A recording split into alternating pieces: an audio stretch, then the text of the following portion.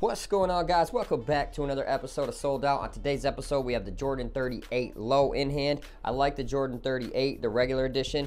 I'm going to go out on a limb and say I like this a lot more, and that's just basically because it's a low cut. Some of the weight's not there. We're going to see what this weighs. I'm going to say 12.5, 12.6. So I was fairly close. I'm not sure what the Jordan 38 weighed. I forgot if I even weighed that in my initial video, but we're gonna get it started, work our way from the top down to the bottom. I love the way this collar right here felt. Heel comfort felt amazing. The padding was good. You kind of almost see it's like a quilted type pattern. There is no heel slippage on this whatsoever, so heel lockdown was great. On the laces, nice high quality flat laces, so that's pretty dope. The tongue is basically the same, has all the cutout triangles in it. It's ported, and I love to have a ported tongue, and the padding at the same time right back here feels great on foot.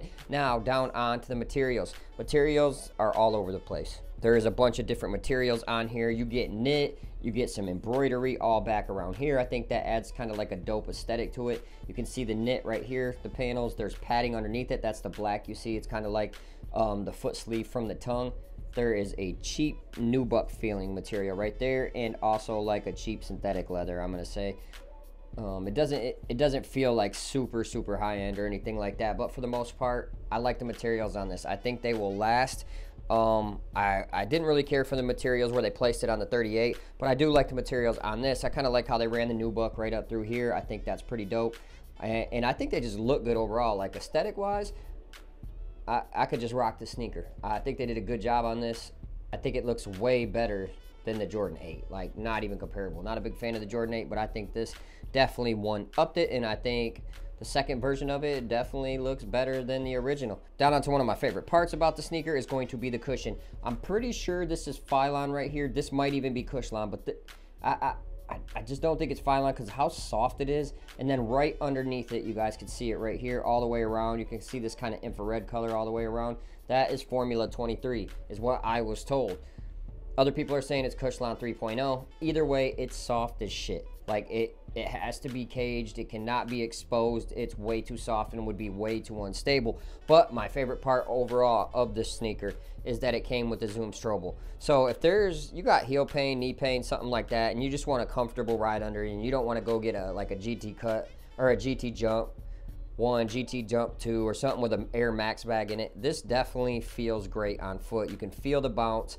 The Cushlon in the back, or the Formula 23, whatever we're calling it, definitely feels great on foot. The heel impact protection on this is probably a tier like right under the GT Jump. Same thing with the forefoot, because you're getting that zoom and then you're getting that Zoom Strobel. It definitely feels great on foot. This is probably the biggest standout when it comes to the Jordan 38 is going to be the cushioning. It feels great. Now, if you're looking for a super responsive forefoot, might not be the sneaker for you, because you are going to get a little latency when you're bouncing. You can definitely feel it. I'm 150 pounds, and I can feel the bounce off the forefoot for sure. So you might have a little bit of delay, a little bit of latency. But if it's not noticeable to you, who cares? Get the sneaker. Now down onto traction.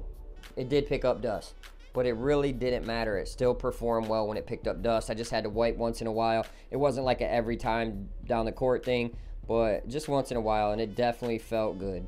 It definitely felt good. It came to a good stop and didn't slip out. No slip outs at all. Played in a dusty gym. On a clean floor, you're getting top tier traction. Just get that out the way. So if you got a clean court you're playing on, if you're in a men's league, you know, they take good care of it. You know, it's not going to be dusty all the time, or when the fans kick on, vents kick on.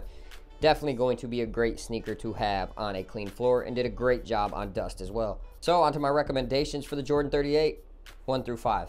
Like I said, though, if you're a guard and you want that Steph Curry type feel, like the Curry 8s, 9s, 10s, 11s, if you want that type of feel, you're not going to enjoy this sneaker, because you do get a little latency when you go off to push off. You do feel that like bounce. Now, if you're a jumper, you're out there getting tons of rebounds, you're definitely going to enjoy this. If you have knee pain, heel pain, great cushioning setup on this. Probably one of the best cushioning setups as of right now for 2024. I know everything's like 2024, but we ain't got much to work with right now. We only got like 5 shoes that released, or maybe like 6, 7 if you include budget shoes. But high-end shoes, this is definitely going to be one of the best impact protections that you are going to get. It is better than an 8. Anthony Edwards 1s for those who are going to ask that question, because everybody's raving about the heel impact protection on the AE1s. This definitely has any sneaker out right now topped. Yes, even the Nike GT Cut 3s. So 1 through 5, you could definitely get this sneaker. Biggs, you'll love this sneaker, and it's a lightweight sneaker and it's sturdy built. Like the materials up here, this nubuck's kind of cheap and this leather feels a little bit cheap, but it's definitely going to last. Just the way they put it together, all the embroidery, all the stitching, stability and lockdown. I did not get into that, but that's going to be great. I had no issues with that at all, and I don't think anybody will. If you're a bigger guy, you might get a little bit of side-to-side movement, but not that much.